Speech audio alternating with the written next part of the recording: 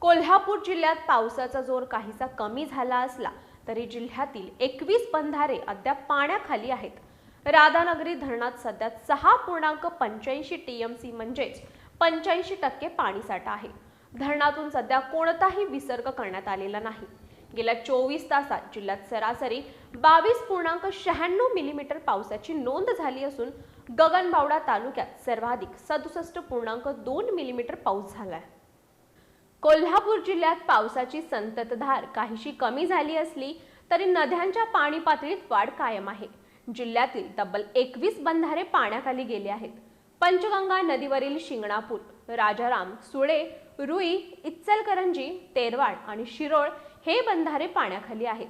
तर कासारी नदीवरील येवलूज, पुनाळ, तिरपण आणि ठाणे आळवे, भोगावती नदीवरील सरकारी कोगे, खडक कोगे, हळदी आणि राशिवडे तसेच वेदगंगा नदीवरील निळपण, वाघापूर, कुर्णी, बस्तवडे आणि सुरुपली बंधाऱ्यांचा यामध्ये समावेश आहे.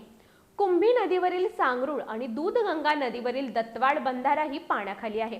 दरम्यान राधानगरी धरणात सध्या 6.85 टीएमसी म्हणजेच 85% पाणीसाठा आहे. धरणातून पाण्याचा विसर्ग सध्या निरंक आहे.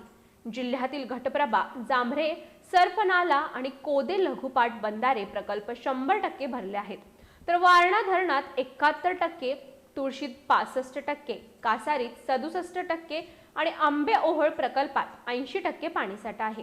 गेल्या 24 तासात जिल्ह्यात सरासरी 22.96 मिलीमीटर पाऊस झाला. गगनबावडा तालुक्यात सर्वाधिक 67.2 मिलीमीटर पावसाची नोंद झाली.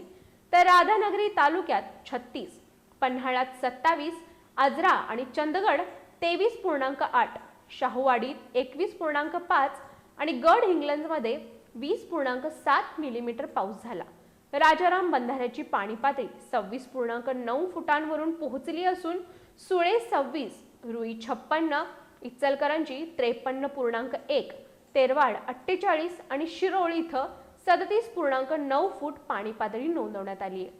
पावसाचा जोर कमी झाला असला तरी बंधारे पाण्याखाली असल्यानं नदीकाठच्या नागरिकांनी सतर्क राहण्याचं आवाहन प्रशासनाकडून करण्यात आले.